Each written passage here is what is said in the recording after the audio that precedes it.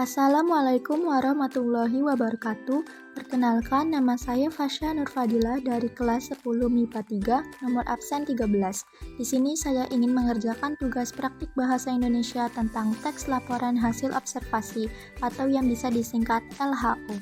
Saya akan menjelaskan tentang struktur dan kaidah kebahasaan teks laporan hasil observasi beserta contoh teks laporan hasil observasi.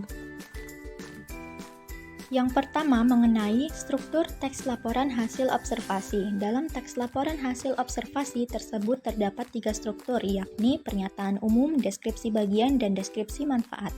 Pernyataan umum merupakan pembuka atau pengantar tentang hal yang akan dilaporkan. Deskripsi bagian berisi pencarian dan pembahasan secara lebih detail. Semisal binatang mencakup ciri fisik, habitat, makanan, perilaku. Deskripsi manfaat berisi fungsi atau manfaat setiap objek yang diamati dalam kehidupan. Setelah kita memahami struktur teks laporan hasil observasi, selanjutnya kita akan membuat teks laporan hasil observasi. Di sini saya sudah menyiapkan contoh teks laporan hasil observasi yang berjudul Pohon Kelapa. Pohon kelapa.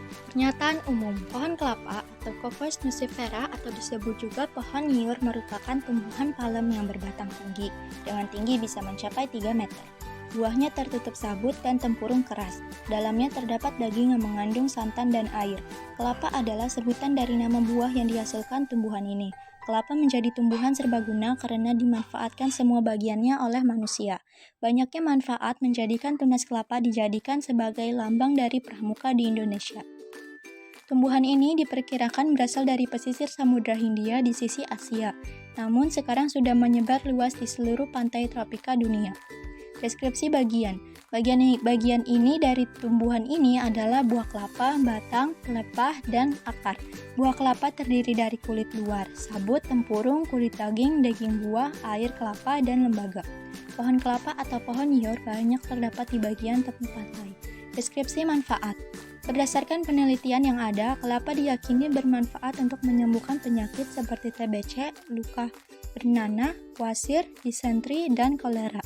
Selain itu, buah kelapa bagus untuk mengobati keracunan karena buah ini dapat menetralkan racun di dalam tubuh kita dan dapat dijadikan sebagai makanan atau minuman.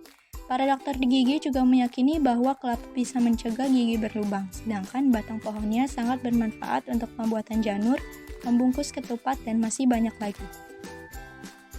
Materi yang selanjutnya adalah kaidah kebahasaan teks LHO. Yang pertama, nomina atau kata benda adalah kata yang menyatakan nama semua benda atau segala sesuatu yang dibendakan. A. Nomina berafiks, contoh perumahan, perkampungan, dan lain-lain. B. Nomina berulang, contoh kantor-kantor, gedung-gedung, dan orang-orangan. C. Nomina majemuk, contoh suami istri dan wajib pajak.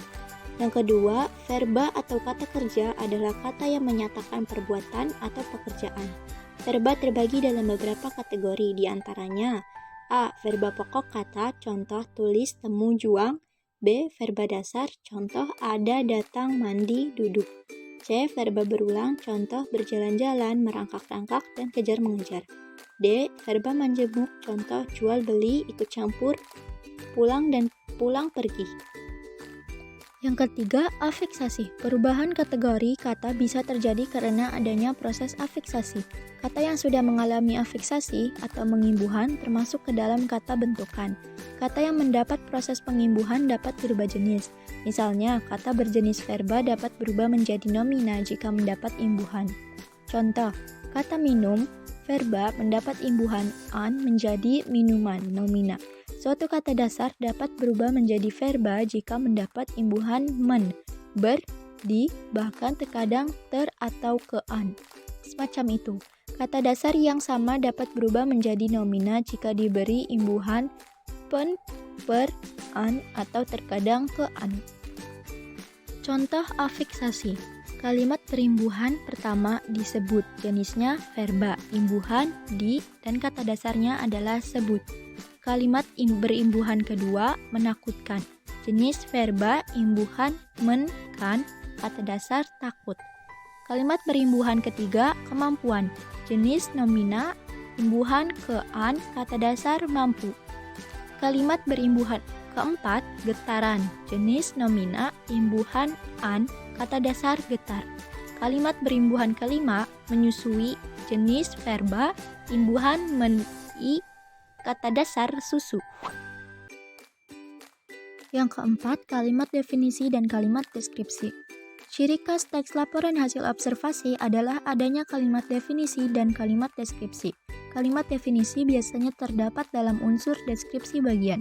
Kalimat definisi adalah suatu kalimat yang memberikan penjelasan umum tentang suatu benda, hal, aktivitas, dan lain-lain. Kalimat definisi dapat membantu pembaca untuk memahami istilah-istilah yang sering muncul dalam sebuah tulisan. Yang kelima, menggunakan istilah. Banyak menggunakan kata-kata teknis atau istilah ilmiah yang berkaitan dengan tema atau isi teks. Hal ini berkaitan dengan sifat laporan itu sendiri yang pada umumnya merupakan teks yang bersifat keilmuan. Contoh kata vertebrata dan invertebrata. Yang keenam, menggunakan kalimat simpleks dan kalimat kompleks. Kalimat simpleks adalah suatu kalimat di mana hanya terdiri dari satu verba utama. Hal ini dikarenakan pada kalimat simpleks hanya mempunyai satu peristiwa, aksi maupun tindakan. Kalimat ini umumnya mempunyai pola SP, SPO, SPOK, SPOK, PEL. Contoh, Vina membersihkan meja di ruang tamu. Maka kalimat di atas mengandung pola SPOK. Yang kedua, Nisa menyiram bunga. Maka kalimat di atas mengandung pola SPO.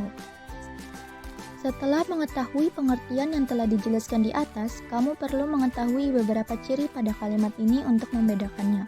Yang pertama, terdapat dua peristiwa atau kejadian di dalam kalimat kompleks. Yang kedua, kedua struktur di dalam kalimat kompleks dipisahkan menggunakan tanda koma maupun konjungsi atau kata penghubung. Yang ketiga, mempunyai dua subjek dan predikat di dalam kalimat kompleks. Contoh, jika kamu mengikuti nasihat orang tuamu, maka hidupmu akan lebih baik. Contoh yang kedua, jangan membuang sampah sembarangan agar tidak mengakibatkan banjir di musim hujan. Terima kasih telah mendengarkan penjelasan saya mengenai teks laporan hasil observasi. Semoga apa yang disampaikan bisa dipahami dengan baik dan mohon maaf apabila ada kesalahan kata. Terima kasih. Wassalamualaikum warahmatullahi wabarakatuh.